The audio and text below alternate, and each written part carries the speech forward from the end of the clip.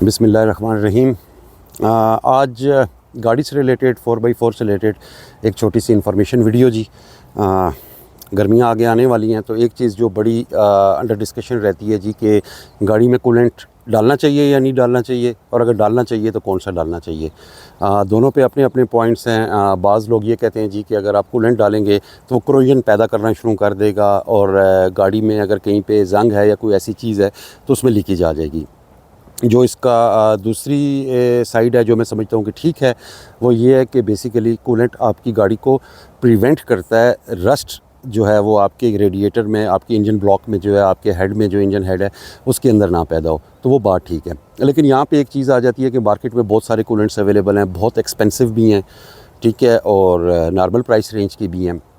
तो कौन सा कूलेंट यूज़ किया जाए? देखिए, जो एक्सपेंसिव कूलेंट्स हैं लाइक लिक्विमोली जे किया जाए, वो अच्छे कूलेंट्स हैं, वो बड़े एक्सपेंसिव हैं, वो बाहर से आते हैं, अच्छे हैं। अगर आप यूज़ कर रहे हैं तो बहुत अच्छी बात है जी।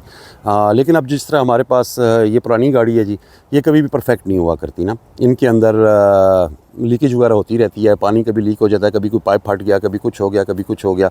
तो इतना महंगा कूलेंट जो है वो मुश्किल हो जाता है अफोर्ड करना कि आप उसको चेंज करें।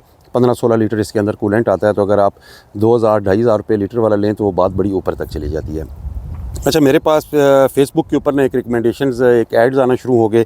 वो एक कंपनी है लाहौर में से उनका ऐड आ रहा था, वो थी करेरा। अच्छा, ओवरऑल लोगों ने इसको पसंद किया, लोगों की इस पे अच्छी कमेंट्स थे और ये लोग समझा भी इस पे अच्छे रहे हैं। सुनील मंच साहब की भी इसके ऊपर वीडियो है कूलेंट के ऊपर। तो मैंने इनका ये कूलेंट मंगवा लिया, ये रीज़नेबल प्राइस में जो है, रेंज में अवेलेबल है। अच्छा, फिर मैंने सोचा कि जी इसके ऊपर ख़ुद इसको देखना चाहिए कि ये ठीक है या नहीं है। तो मैंने उस पे जब सर्च की तो पता चला जी कि कूलेंट को बेसिकली आप दो चीज़ों पे चेक करते हैं। एक होता है आपका कूलेंट का पीएच और दूसरा इसका होता है boiling point and freezing point. PH जो है वो किसी भी लिक्विड का होता है, पानी का भी होता है। पानी को भी बेसिकली उसकी क्वालिटी को पीएच की बुनियाद पे ही चेक किया जाता है।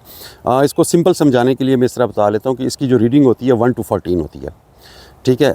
7 इज़ न्यूट्रल, जो आपका डिस्टिल्ड वाटर है वो 7 होता है, न्यूट्रल होता है, यानी ना उसमें कोई डिपॉजिट्स होते हैं, ना वो एसिडिटी की तरफ जाता है। 7 से जब आप नीचे की तरफ आएंगे, न्यूट्रल से नीचे की तरफ आएंगे, 6, 5, 4, 3, 2, 1 इस तरह आएंगे, तो आप बेसिकली एसिड की तरफ जा रहे हैं।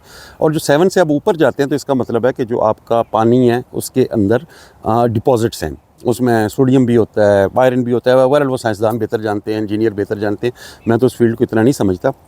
जो मैंने उसके ऊपर सर्च की उसमें ये मुझे पता चला जी कि जो अच्छा कूलेंट है उसका पीएच 8 to 10 के बीच में होना चाहिए। और जो इसका बॉइलिंग पॉइंट है, यानी ये पानी देखें, पानी 100 डिग्री के ऊपर जो है वो बॉयल कर जाता है, तो इसका बॉइलिंग पॉइंट कूलेंट का 100 डिग्री से ज़्यादा होता है। इसी वजह से ये आपकी गाड़ी को हीट प्रिवेंट जो है वो करता है। इसी तरह पानी जो है वो 0 डिग्री पे जाके फ्रीज़ होना शुरू हो जाता है। कूलेंट जो होते हैं इनका फ्रीजिंग पॉइंट नीचे की तरफ होता है, माइनस में होता है। इसी वजह से जो ठंडे पहाड़ी इलाके होते हैं उसके अंदर कूलेंट डाला जाता है बर्फ़ के दौरान, ताकि वो फ्रीज़ ना हो जाए। तो मैंने कहा जी इसके ऊपर चलें, टेस्ट रन करके देख लेते हैं, बॉइलिंग पॉइंट और फ्रीजिंग पॉइंट भी इसका देख लेते हैं, और इसका जो है वो पीएच भी जो है वो चेक कर लेते हैं। तो वो दो मेरे पास ये मैंने मंगवा ली गेजेस। एक ये है, ये रैपिड टेस्ट आप इसको कह लें, anti freeze and coolant testing. ये बेसिकली आपको दो इसमें चीज़ें बताता है कि जो आपका पानी है या आपका जो कूलेंट है उसका बॉइलिंग पॉइंट क्या है या उसका फ्रीजिंग पॉइंट क्या है। तो पहले जो है बॉइलिंग पॉइंट और फ्रीजिंग पॉइंट को इसके ऊपर चेक कर लेते हैं। ये कूलेंट है जी, ये मैंने ग्लास में डाल के रखा हुआ है यहाँ पे। इसको हम चेक करते हैं कि कैसा इसका जी रिज़ल्ट, हमारा मीटर जो है वो हमें बताता है।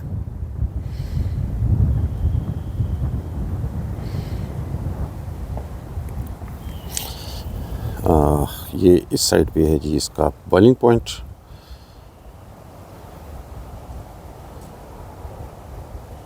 इसको बबल्स ख़त्म करते हैं और इसको ज़रा सेंटर करके देखते हैं।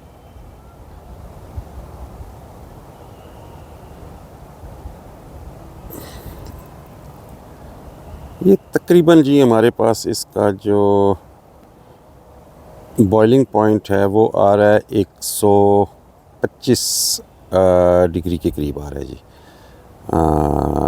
जो आई थिंक इज़ गुड।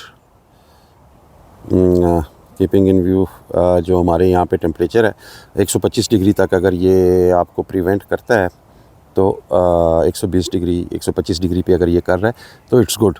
आपके जो हमारे टेम्परेचर हैं, फ्रीजिंग पॉइंट भी इसका चेक कर लेते हैं। गो कि सर्दियाँ तो ख़त्म हो गई हैं, लेकिन फिर भी चलें। फ्रीजिंग पॉइंट भी हमारे पास कोई आ रहा है इसका -12 -14। तो अगेन इट्स गुड।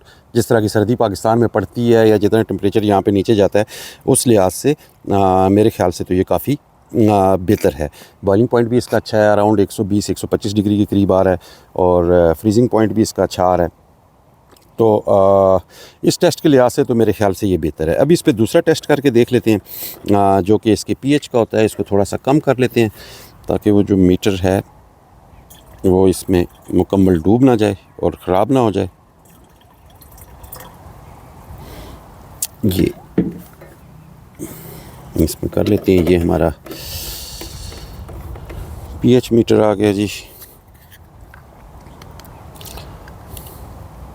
कैलिब्रेट हमने इसको किया हुआ था। ये इसमें डालते हैं जी अपने पीएच मीटर को। ये थोड़ा सा टाइम लेगा, इसको थोड़ा सा हिला लेते हैं ऐसे और देखते हैं कि हमारे पास इसका क्या आता है। थोड़ा सा टाइम लेता है स्टेबल होने में। रीडिंग इसकी नीचे जा रही है।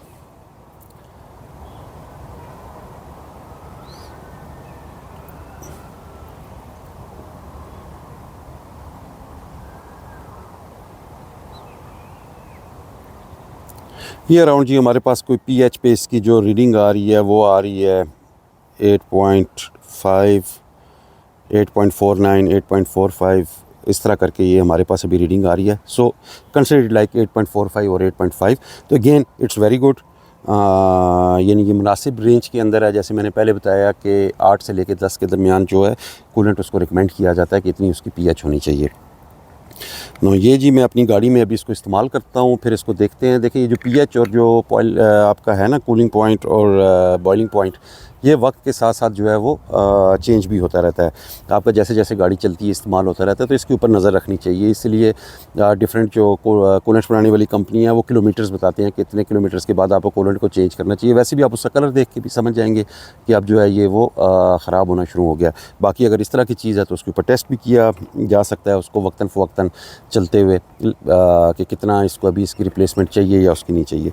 तो ये एक छोटा सा मेरे पास चीज़ थी जी। मैंने कहा जी आप लोगों से भी इसको शेयर कर लेता हूँ, किसी के काम आ जाएगी। मैं तो समझता हूँ कि जी अच्छा कूलेंट है। बाकी इसको मैं गाड़ी में जब चलाऊँगा तो फिर मज़ीद इसके ऊपर समझ आ सकेगी। लेकिन ओवरऑल प्राइस इज़ गुड और अच्छा कूलेंट है, ये रिकमेंडेड है। अगर आप बहुत एक्सपेंसिव कूलेंट्स की तरफ नहीं जाना चाहते तो आई विल से कि ये कूलेंट यूज़ किया जा सकता है। और आई होप इम्पॉर्टेंट इज़ कि ये अपनी जो क्वालिटी है उसको मेंटेन इसी तरह रखें। ये अपना जो है प्रोडक्ट ऐसे ही ये बनाते रहें, क्योंकि पाकिस्तान में एक ये भी इशू आ जाता है जी कि यहाँ पे क्वालिटी कंसिस्टेंट नहीं होती। एक बैच और तरह का आएगा, अगला बैच शायद कुछ और तरह का आए।